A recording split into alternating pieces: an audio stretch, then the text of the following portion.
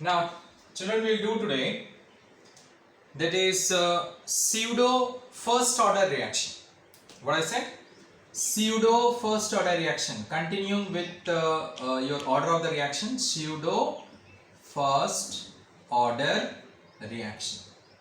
Now, what is this pseudo first order reaction? Pseudo means it is false. Pseudo means it is false. We can say that. So, in pseudo first order reaction, if you see the reaction, for the time it will appear to you that it should be definitely higher than that of the first order. It can be second order or third order reaction. Definitely it should be.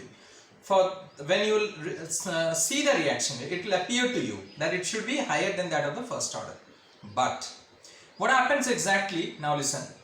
One of the reactant is in excess. Due to excess of one of the reactants, what I find is that the concentration hardly changes when that particular reactant is being either removed or it is being slightly added, the concentration, because already it is being excess. Think of, for example, you are having a sugar solution. Alright, you have taken 5 glass of water and you have added 3 spoonful or 4 teaspoonful of sugar you have added to it. Okay, so already the solution is dilute, highly dilute. If you add 2 more glass of water, will anything going to change? It will become more dilute. The thing is that.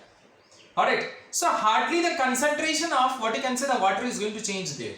So there the concentration of water is excess. The water is in excess. The concentration remains almost constant. We can say that. Did you understand my point? You have taken 5 glass of water, you have added some sugar to it. Let us say 3 or 4 teaspoonful of sugar you have added to it. Now, to that particular what you can say solution, you add 2 more glass of water. Now I am asking, will the concentration of water what you can say increase? No, it remains constant, because hardly there is any change in concentration, because solution was already dilute. If you are adding more water to it, it will become still little bit more dilute. So there the concentration remains almost constant. So there in case of what you can say that particular type of solution, the rate of the reaction does not depend upon water. The rate of the reaction does not depend upon solvent. The rate of reaction depends upon solute only. It depends upon solute only. So hence rate of the reactant depends upon only one of the reactant, not both the reactant. We can say that. Clear? Fine. Now see here. For example, that is the same one which I was talking to you. C12H22O11 plus water. Alright. It will give you what? You know that it is nothing but sugar. This particular one. It is nothing but sugar. So it is going to dissolve in it. This is sugar. It is going to dissolve in it. And it will form a what? It is nothing but it is going to form a sugar solution. It is going to form a sugar solution. It is going to form it. Alright. That is C12H22O11. When it dissolves in water, it is going to form sugar. What you can say? Nothing but sugar solution. It is going to form. If at all you will ask that, sir, no chemical reaction is going to take place. Okay, we can say that because sugar dissolves in water simply. Now, if you take here an acidic medium, a medium if you take it, then only the reaction is going to take place, because water will dissociate to form H plus and OH minus. But simply if you take water and you dissolve sugar, you've seen in your house, what? Any chemical reaction takes place? No, it's nothing but a homogeneous mixture. Sugar dissolves in water, that's it. Now if you take your H plus ion, then there will be dissociation of water, H plus into OH minus, you will say that. So in that case, you will be getting C6H12O6 plus C6H12O6. One is your glucose, another is your fructose. We can say that you will be getting it. One glucose, another is fructose. You will be getting it. So here, if I ask you to write the rate of the reaction, so rate of the reaction is R is equal to K into concentration of C12H22O11. It does not depend upon water. When you look at the reaction, it seems that water is also dependent upon. No, but water is independent here. Water is independent because water is excess. Similarly, suppose I am taking here CH3COO C2H5 plus water. It is an ester, ethyl acetate. Ethyl acetate, it's an ester. Same thing in presence of H plus. An acidic medium. Let us say concentrated sulfuric acid or dilute sulfuric acid will be adding to it.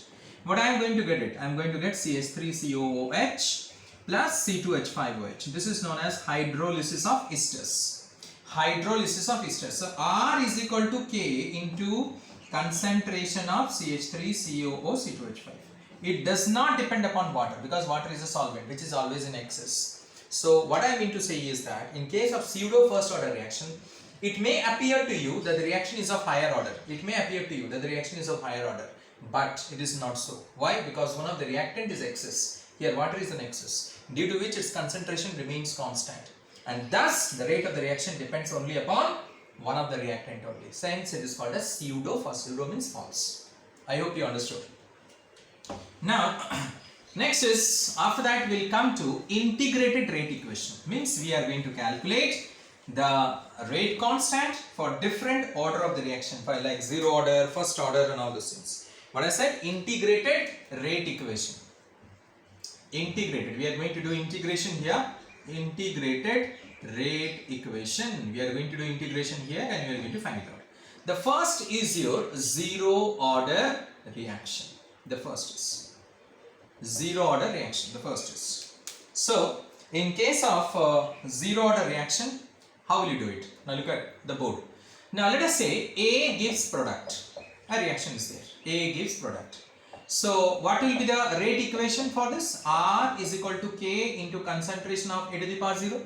It does not depend upon the concentration. The order will be 0 because I said you zero order. This. So hence anything to the power 0 is 1. So R is equal to, what is that? You got it as R is equal to K. Fine. Now next is, we can also write R as minus D concentration of A by dt. You have read it in the beginning. Because the concentration of the reactant is decreasing and the concentration of the product increases. So hence we put the minus sign here, which shows that the concentration of the reactant is decreasing. So this is your nothing but equation number 2.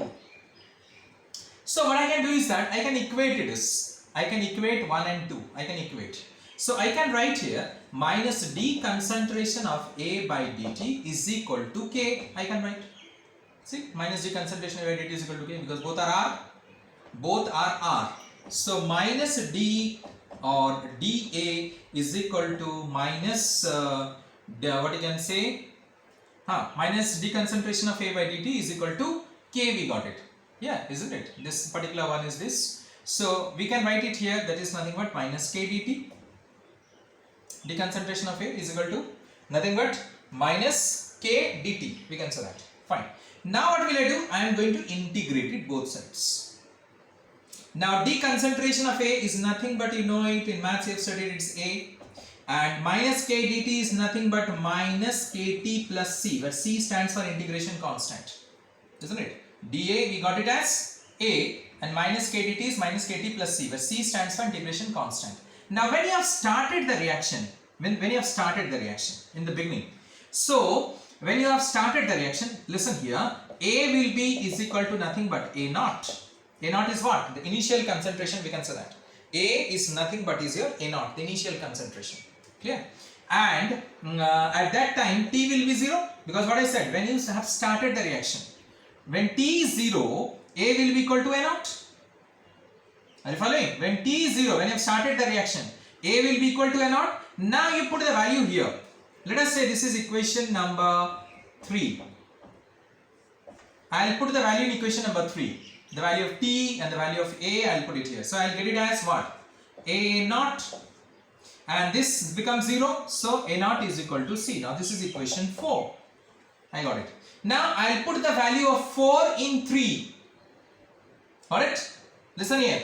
What I got it? That is A is equal to A naught. When A will be equal to A naught? When T is equal to 0. At the beginning of the reaction. Starting of the reaction.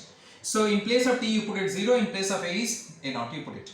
So this whole thing becomes 0. So A naught is equal to C. I got this equation number 4. Now 4 I will put it in 3. So hence what I will get it when I will put 4 in 3. A is equal to minus Kt plus what you can say A naught. A is equal to minus Kt plus A naught. Alright? Clear? Now next is what will I get? What will I get is that here I need to rub a bit so that I am not getting the space. Let me rub it this one. Fine. So here what will I get it? That is A minus A naught. Concentration of A minus A naught is equal to, what is that? This, it comes this side, is equal to what? Minus Kt. Now you want that minus sign should be removed. You want that. Then what will I write? Very simple. A naught minus A is equal to KT. Isn't it? Therefore, K is equal to K. I told you what I am going to find. I am going to find the value of K, rate constant. So K is equal to 1 by T, concentration of A naught minus A. This is the formula. You got it. That is K is equal to 1 by T, concentration of A naught minus A. Well, let me tell you, K is the rate constant. T is the time taken to carry out the reaction. Listen carefully. T is the time taken to carry out the reaction. This reaction, I've already rubbed. So A gives product, that particular reaction. A naught is the initial concentration, and A is the not the final. What is that? Remaining concentration. Alright? A is what I can say, remaining concentration, we can say that. Concentration of A means after the reaction is completed, that is the remaining concentration, we can say that. Clear? I am always interested with what is being left. What is used up, I am not interested. Alright? Listen carefully. I am always interested with what is left. I am not interested what is being used up. What is left. Alright? Clear? Now, this is the time taken to carry out the reaction. Now, if it is being asked here to you that you calculate the half-life of the reaction. Now, what do you mean by half-life? Listen carefully. Half-life means the time taken to carry out half of the reaction is called as the half-life of the reaction. The time taken to carry out half of the reaction. So, what I said, instead of T, I write it as T half. The symbol is for the half-life. So, T half, or you can write T 0.5. So, it will be what? 1 by K, concentration of A naught minus A naught by 2. How? Because A is the remaining. What I said, time taken to carry out half of the reaction. Now, if 50% is used up, then 50% is the remaining. Because what I said, A is the remaining. So, what I am going to calculate? Half-life. Half-life means the time taken to carry out half of the, half means 50%. So, what is the initial concentration? A naught. What will be the remaining? Then it will be half is used up. So, A naught by 2. Because half is used now. A naught by 2 is used. So, what is remaining? A naught by 2. A. Alright. Understood now? So, now, but it will be A naught minus A naught by 2. What it will be? Half-life will be A naught by 2K. So, T half will be A naught by 2K. Now, this is the formula to carry out the half of the reaction. Understand here carefully. A is the remaining concentration. Remember it. So, remaining is A naught by 2 because I said you half-life. Half-life means, again I repeat, it is the time taken to carry out half of the reaction. 50% of the reaction. So, if 50% is being used up. So, what is the initial? Let us say initial is X. A naught is X. So, what is the remaining? X by 2. So, that is what I have written. A naught I have taken the initial. So, what is the remaining? A naught by 2. So, it will be A naught by 2K. That is T half is equal to. Okay? Understood this one? So, this is for the zero order we have done it. The formula we got it for the full life and for the half life. Now, we will see the graph. Thank you very much.